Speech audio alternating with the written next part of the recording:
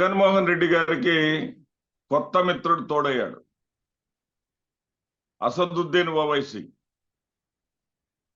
అంతకుముందు గతంలో రాజశేఖర రెడ్డి గారు జీవించి ఉండగా మరి కాంగ్రెస్ పార్టీకి మద్దతుగా నిలిచినటువంటి అసదుద్దీన్ ఓవైసీ ఆయన ఎప్పుడు కూడా హైదరాబాద్ లో ఒక సీటును తానే గెలుస్తాడు. అతనికి బీహార్లో ఎమ్మెల్యేలు ఉన్నారు, మహారాష్ట్రలో ఎమ్మెల్యేలు ఉన్నారు, మహారాష్ట్రలో మరొక ఎంపీ కూడా ఉన్నాడు. ఆయన ఈ రోజున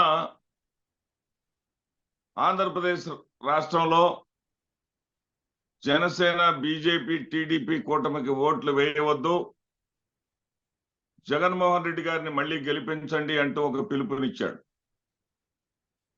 ఈ పిలుపునివ్వటానికి ప్రధానమైనటువంటి కారణం సిఏఏ, సిటిజన్షిప్ అమెండ్మెంట్ యాక్ట్. 4 ఏళ్ల క్రితమే భారతీయ జనతా పార్టీ ఈ చట్టాన్ని ప్రవేశపెట్టాలని చూసింది. దేశంలోని అన్ని పార్టీలు కూడా ఆంధ్రప్రదేశ్ రాష్ట్రంలో తెలుగుదేశం పార్టీ, అధికారంలో ఉన్న వైఎస్ఆర్ కాంగ్రెస్ పార్టీ కూడా తీవ్రంగా వ్యతిరేకించాయి. ఈ సిఏఏ అర్థం ఏంటంటే, ఏ మతస్థులైనా సరే, ఇతర మతస్థులు ఎవరైనా సరే సిటిజన్షిప్ కావాలంటే వాళ్ళకి వెంటనే ఇచ్చేస్తారు.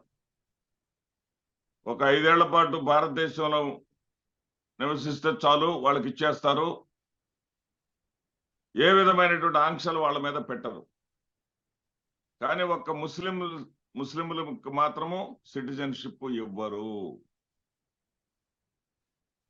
ముస్లింలను వేరుగా చూస్తారు, ముస్లింలను సపరేట్ గా చూస్తారు, ముస్లింల మీద వివక్షతోటి ప్రవర్తిస్తారు. ఈ ముస్లింల మీద కేంద్రంలో అధికారంలో ఉన్నటువంటి భారతీయ జనతా పార్టీ వివక్షతోటి ప్రవర్తించడాన్ని ఏ రాజకీయ పక్షం కూడా యాక్సెప్ట్ చేయలేదు. అందరూ కూడా ఖండించారు, అందరూ కూడా ముస్లిం సోదరులకు అండగా నిలిచారు. దాంతో కాస్త వెనక్కి తగ్గింది. ఆశ్చర్యంగా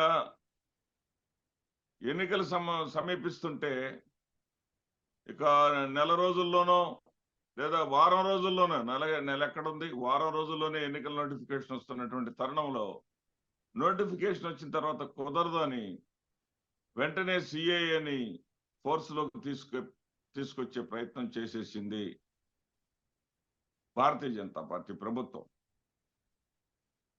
ఇది ఇక్కడ ఆంధ్రప్రదేశ్ రాష్ట్రానికి సంబంధించి నష్టమేమీ లేదు. కానీ తెలుగుదేశం, జనసేన పార్టీలకు ఇది తీవ్రమైనటువంటి నష్టం, తీవ్రమైనటువంటి విఘాతం. అంటే వాళ్ళ యొక్క పొత్తు కుదిరిన వెంటనే, ఉదాహరణకి వేమిరెడ్డి ప్రభాకర్ రెడ్డి కొత్తగా తెలుగుదేశం పార్టీలో చేరాడు. ఆయన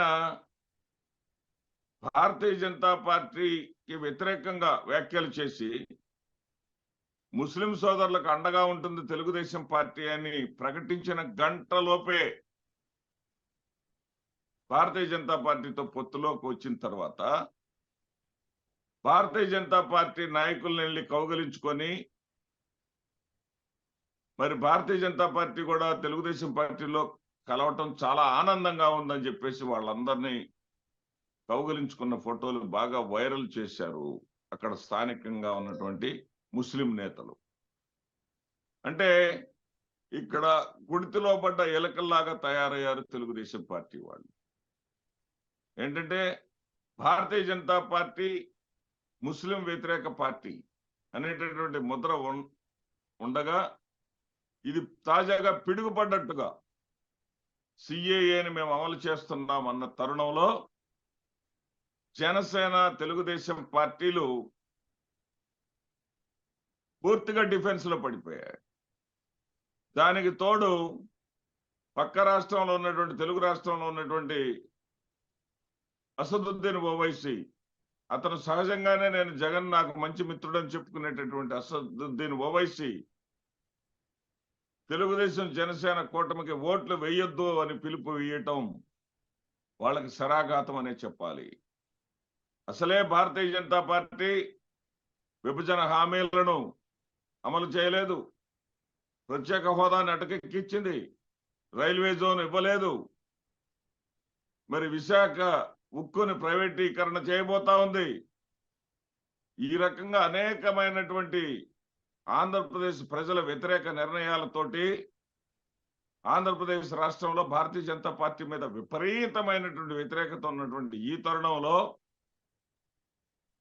మూలిగే నక్క మీద తాటిపండు పడ్డట్టుగా జనసేన బీజేపీ కూటమి మీద ఈ సిఏఏ అమెండ్మెంట్ పిడుగు పడింది అని చెప్పాలి. దీనికి భారీ మూల్యం చెల్లించుకోక తప్పదు. ఇప్పటికే అన్ని సర్వేలు కూడా వైఎస్ఆర్సీపీ అఖండ విజయం సాధించబోతుందని చెప్తా ఉంటే ఆ అఖండ విజయం మరి కాస్త బ్రహ్మాండమైనటువంటి విజయంగా మారేటటువంటి పరిస్థితులు స్పష్టంగా కనిపిస్తున్నాయి.